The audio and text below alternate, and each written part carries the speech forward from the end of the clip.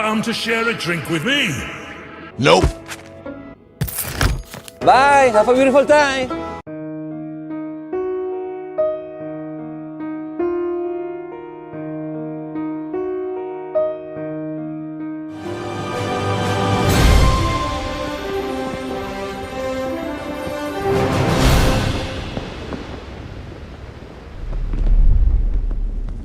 Hey you beautiful buccaneers, Falcore here. So the masked stranger at Reapers Hideout has not only become the cash converters for the Sea of Thieves, but has also indirectly had us searching for artifacts around the lands, which could possibly hold some clues into what she is planning. So let's dive deep and see if we can connect any of the dots.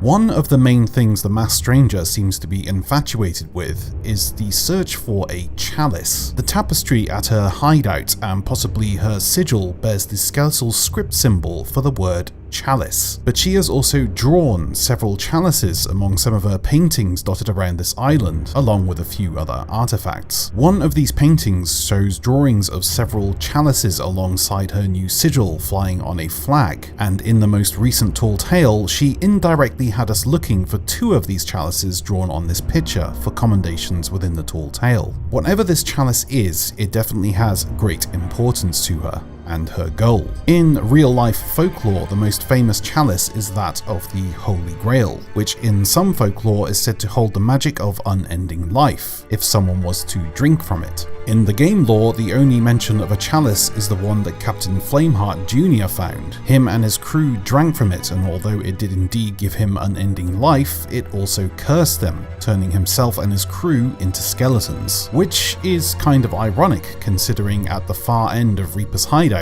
a grave lies dormant, and surrounding this grave are flowers that glow at night, and if you look down upon them, you will notice that they map out the star constellation for the Great Warrior from the Tall Tale Stars of the Thief journal, and its description says, "Thirsts for war, still lives on."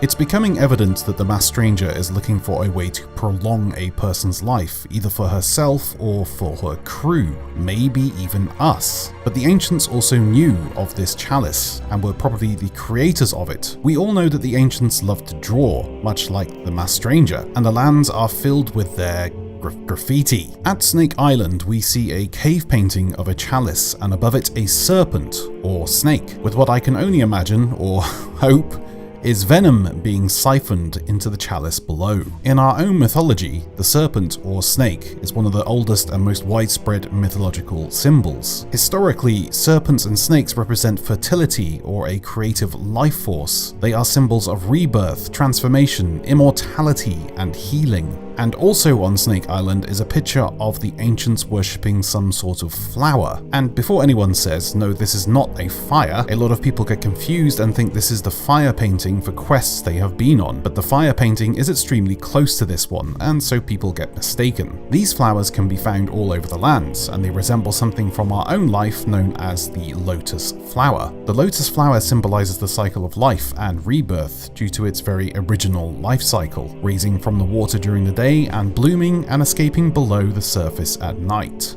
Are you seeing a pattern here? Do you see?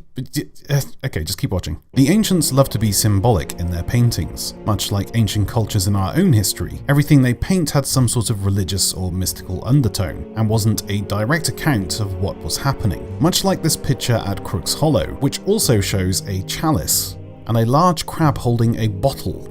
Now this could very easily mean that the ancients were attacked by a large crab, but once again, looking in the journal for Stars of the Thief, we find that the star constellation for the crab has the description, "The courting crab, loves the queen, protects her beaches." The queen being the mermaid star symbol, which reads, "Great power, made eternal promise." You see? You get it? Maybe these pictures aren't accounts of a crab invasion, but rather a sort of journal of their pathfinding, of how they made or how they found these artifacts. The crab constellation being east-southeast in the sky and the queen being north-northeast in the sky, maybe these are subtle hints as to where to find these artifacts. But we'll look into that in another video.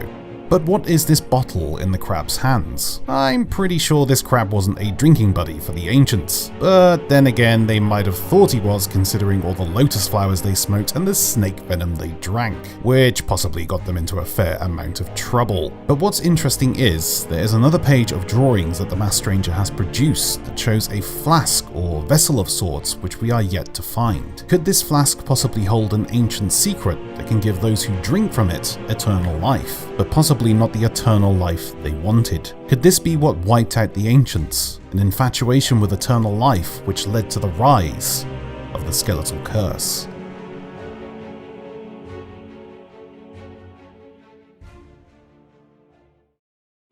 That's it for today, folks. Thank you very much for watching. If you liked the video, then please hit that like button. And if you really like the video, please hit that subscribe button. And don't forget to hit that bell so you're always notified when I upload.